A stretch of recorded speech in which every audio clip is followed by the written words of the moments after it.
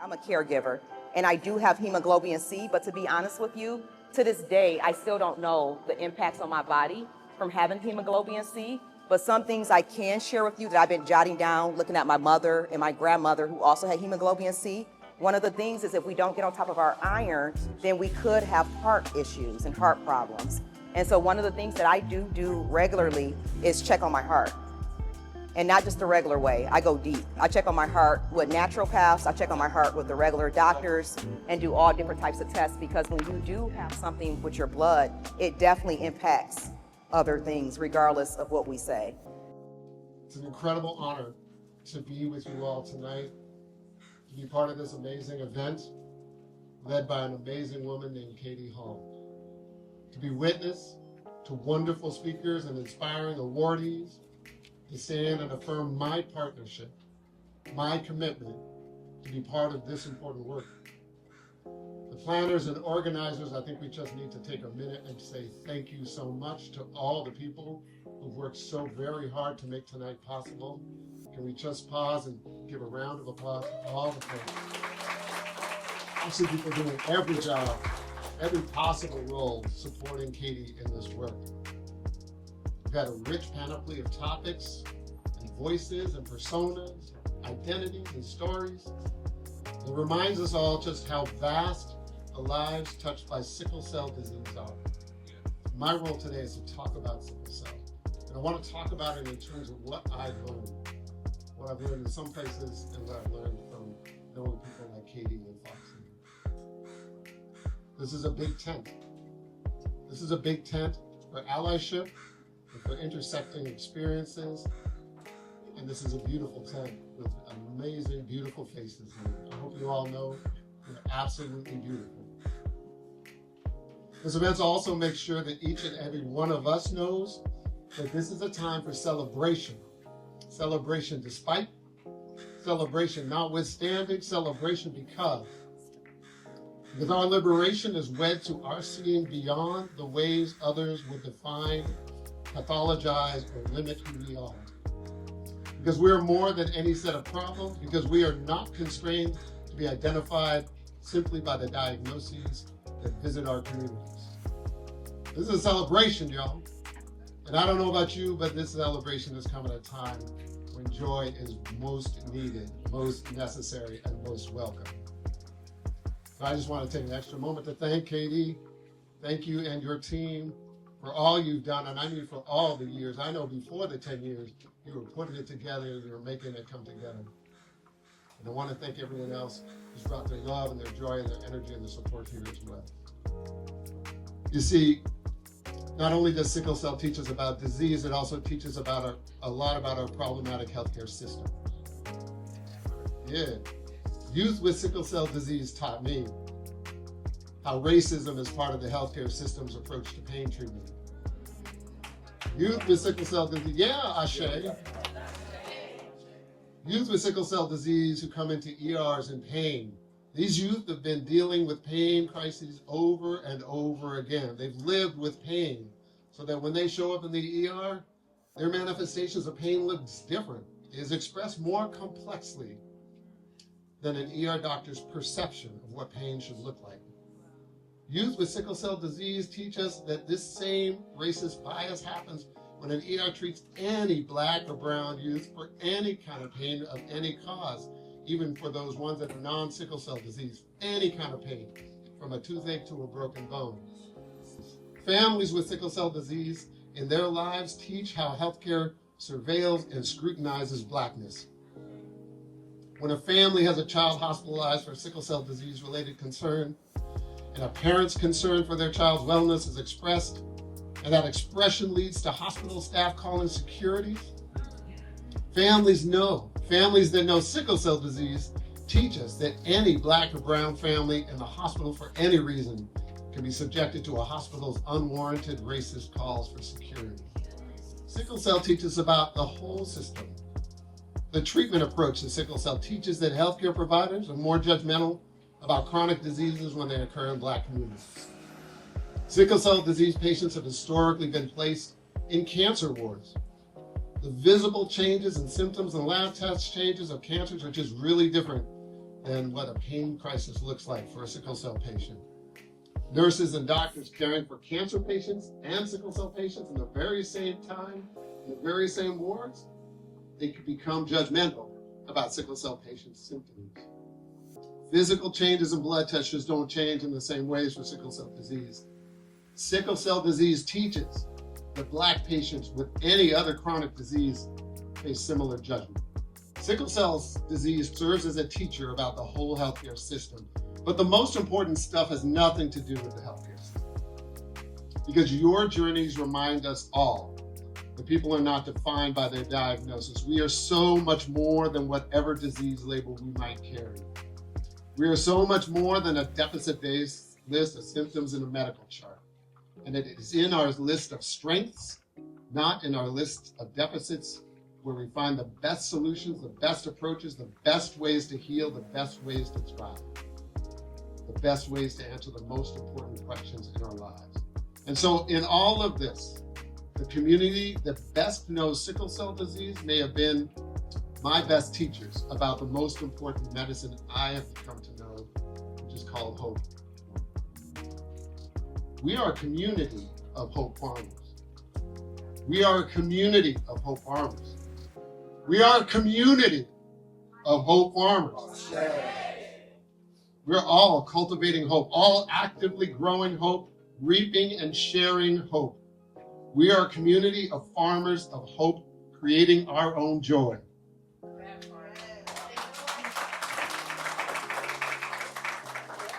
Sharing our best times and our hardest times, making sure that racism, that disease, that whatever befalls us does not, will not, cannot define us.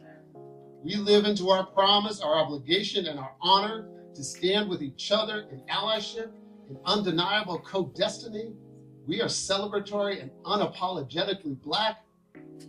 We are farmers of hope. We are farmers of hope. Learning from lessons, including the ones that come the hard way, and learning from the joy that comes in all the best ways. We are more than any one moment. We are more than any one body. We are the manifestations of our ancestors and the investment in the hope of our future kin. I'm grateful. I'm so grateful to you all for the learnings that you've offered. I'm sharing a little snippet. You've taught me so much more.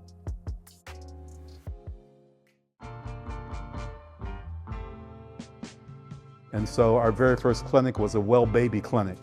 And women used to come in, Black mothers used to come in, walk by the sandbags, by the steel and plywood sandwiches back to where our doctors, where our clinic was.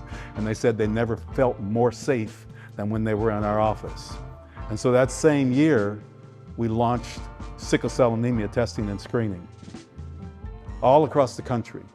We went into schools, we went into prisons, we went into shopping malls, and we were screening people to see if they had the disease or if they carried the trait.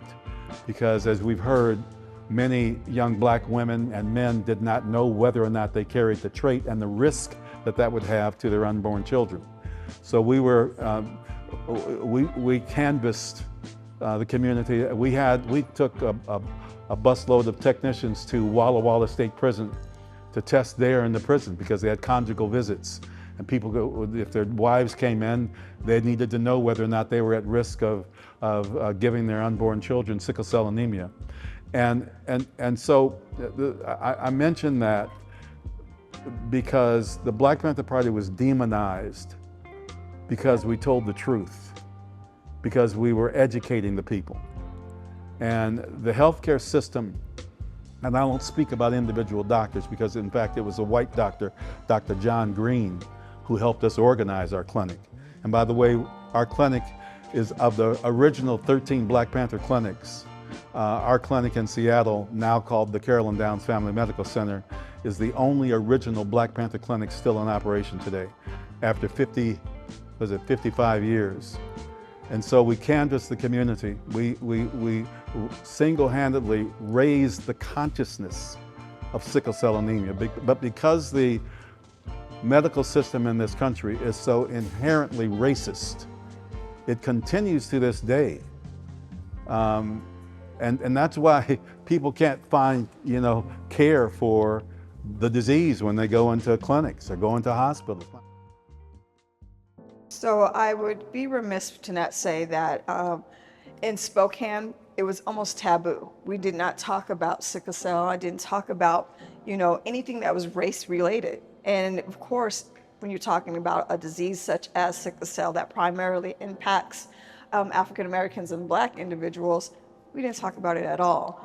And now coming into a world where there is a lot more of kind of unearthing the issues that plague our community. We had a warrior in Spokane named Sandy Williams. The late Sandy Williams was a very huge advocate in our community, and she is the founder of our Black Lens newspaper and also the founder of the Carl Maxey Center in Spokane. And Sandy tragically died in a plane crash over here in 2022.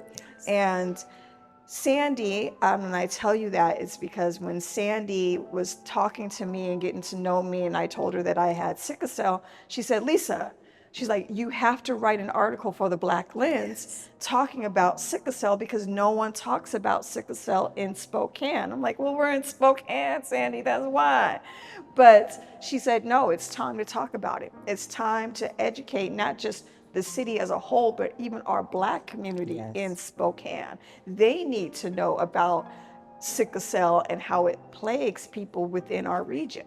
So I did an article for her, and it was calling it the invisible disease, because what does sickle cell look like? Right. Outside of my Black skin and assuming you don't know what sickle cell looks like.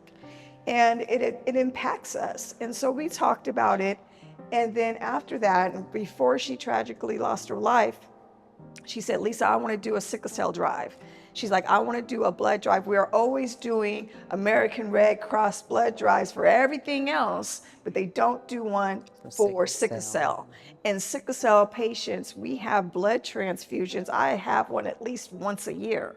So it's not just about having blood, but also having blood that have the antibodies from Black folks to go into my Black body. One of the things that some alternative care, and I love that you're understanding that it's not just about pain, but there are other ways in which your life is impacted and other ways that you can actually address the pain in other elements of the life, right? That actually are impacted by sickle cell. So Watsu was a water therapy that we utilized with Ashley, and it was one of the best. It exceeded, the impact of any kind of pill, that they could give her. And so that was another kind of therapy that we incorporated into her care. So maybe just as I reflect, if that clinical appointment was more of an experience, it would be something that mentally the family could look forward to, instead of having it be another encounter with medicine and with the doctor and with hospital. Just a thought. It's excellent. I love that idea. It could be massage, it could be, we could incorporate something to where the family could actually have, it could be maybe group, painting, other kinds of things that actually make it the appointment time and experience, so that, and then other families could actually connect with other families on that day.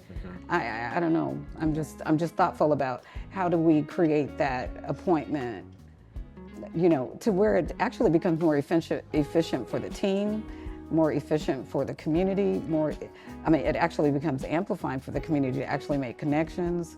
Just thoughtful about that. I am representing Norlux. I work for this candle bar, and it's owned by Cleanables. Okay. Because of sickle cell awareness, what are some ways that people with sickle cell can sort of use or highlight Norlux? Okay. Well, sickle cell is not the death of nobody. It's just a sickness that people have, and that's not the stop to anything. And so when you're creating your candle and you say you have sickle cell, that's not the stop of you. And a candle, that's not the stop of you. It grows, it lights, it's the fire. I understand that. I like that.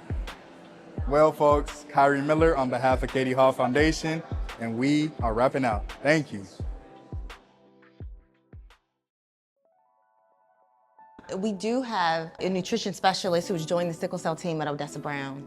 And so we're able to consult her regularly. Oh, Yeah. I didn't know that. Yeah, Thank you. absolutely. Yeah. So the Sickle Cell team is continuing to grow, and we are continuing to develop partnerships with a lot of the specialties that are at Seattle Children's. So, I mean, we have our doctors, we have our nurse practitioners, I'm the social worker, we have a psychologist, a neuropsychologist, and we regularly consult our pulmonary team. We have our nutrition specialist. I mean, we have a full team. We have a community coordinator. We have our operations, our program manager in the back, who I was thinking of when you asked your last question. So yes, it's a long way to say yeah, we absolutely do consider nutrition often. We think about it, and we have a direct person who specializes in who we bring into consult to just talk to families, because they have a different perspective, they have different angles, and we know sometimes kids, you know, sometimes they're picky eaters. Sometimes, like you say, you didn't want to drink water when you were 10, right? And so our colleague can come in and say, hey, why don't we try this? Why don't we try something, instead of being like, you gotta do it. Well, that doesn't work, you know? And so yes, we do. And a child life specialist as well, who can help Absolutely. support the child in learning to drink water, to eat more healthy foods. But nutrition is a huge aspect of care, and I think inflammation was mentioned earlier. Yes. Complementary and alternative medicines to help with any kind of inflammation are hugely important. There's a medication called Endari, which is just glutamine, which is an amino acid or a protein that actually reduces inflammation in the body. So that's one way that we know scientifically that we can affect our body's health just by addressing that inflammation. And all these different ways are really excellent. So I think we're gathering some ideas here, which is really nice. Yeah.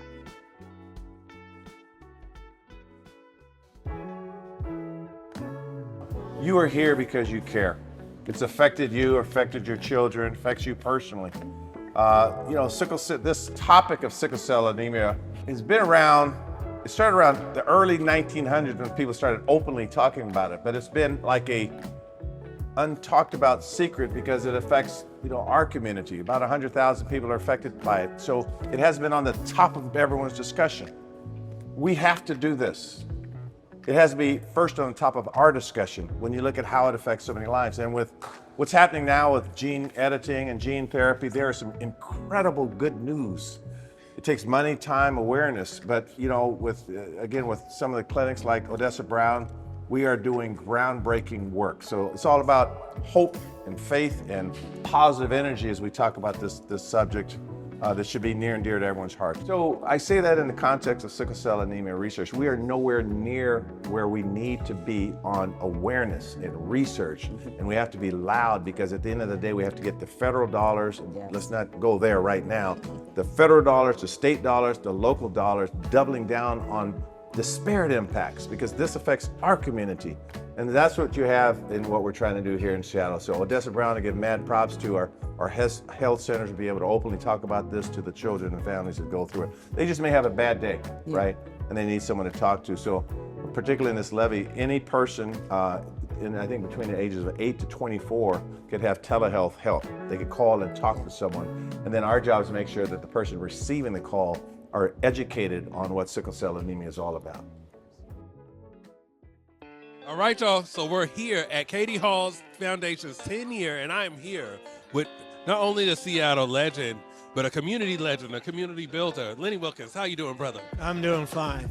We are so happy to have you a part of this 10 year. What has your relationship with Katie Hall meant to you?